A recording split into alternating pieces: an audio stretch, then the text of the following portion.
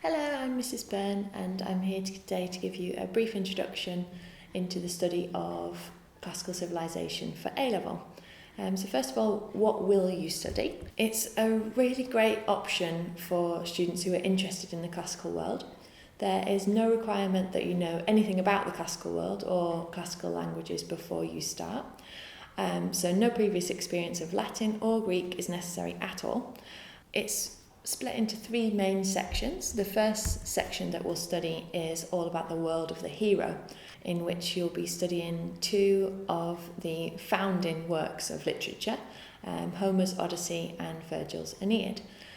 You might have heard of the Cyclops and the witch Circe. So Odysseus is returning from the Trojan War, and he's trying to get back to his home in Ithaca, and he has to face a significant amount of trouble to get back to his faithful wife, and we're reading about his quest. And the Aeneid is all about the founding of Rome, and Aeneas was on the other side in the Trojan War. He was the Trojans who lost the war, and he's taking the few survivors that he has to try and find a new home, which will later become Rome. The other two aspects of study, one's predominantly Greek and one's predominantly Roman. So looking at Greek religion is fascinating. The temples, the oracles, the religious sites, the festivals, including the founding of the Olympic Games, and the gods and goddesses and their significance in Greek life at that time. The Roman module that we look at is all about the first emperor of Rome, Augustus. He was the bringer of peace. He was the restorer of the golden age, according to the propaganda at that time. And you will study images and coins and sculpture and literature to try and form your own opinion about whether you thought that he was as wonderful as his propaganda paints him to be. Thinking about why you should consider this as one of your options, I think the main reason to choose classical civilization is because you're interested in the classical world. You want to find out more about the Romans and the Greeks. It is described as a facilitating subject, which means that it's highly desirable and highly regarded by universities and employers. It's an essay-based subject, and you'll be looking at historical sources.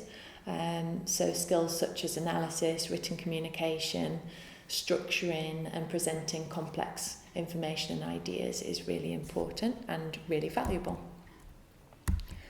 You can choose classical civilization alongside any other subject. In the past, some of our students have had maths, physics and classical civilization as something a little bit different. But it is an excellent complement to English, history, psychology, RS, and any other humanities subject. We're a department of enthusiastic teachers. We love what we teach. Mrs. Fryer and I have specialisms. We have particular areas which we have more experience of, and so the teaching is divided up based on our skills.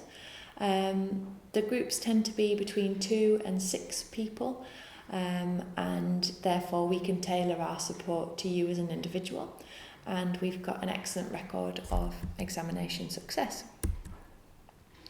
In terms of opportunities outside of the subject that we can offer, you can develop your leadership skills with us running one of our junior clubs. In the past we have worked with local primary schools in an outreach project. We also encourage you to enter some of the national and regional competitions which take place. So those are essay writing competitions or perhaps a reading competition. In the past we have run a trip to Pompeii in the Bay of Naples, and we share lots of information, opportunities, extra reading, interesting little facts on our departmental Twitter page at ShefHS Classics. In terms of what our students go on to study next, they obviously go on to study a range of different things. Some of the courses in recent years have been ancient history, anthropology, classics, history, English literature, and philosophy, politics and economics. And finally, some of the most common questions that we get asked: is there any coursework for A-level classical civilization? No, there's not. There are just 3 exams at the end of year 13. And which exam board do we use? We use OCR because it's the only exam board which offers classical civilization. That was just a brief introduction to classical civilization. Please don't hesitate to contact me by email if you've got any further questions.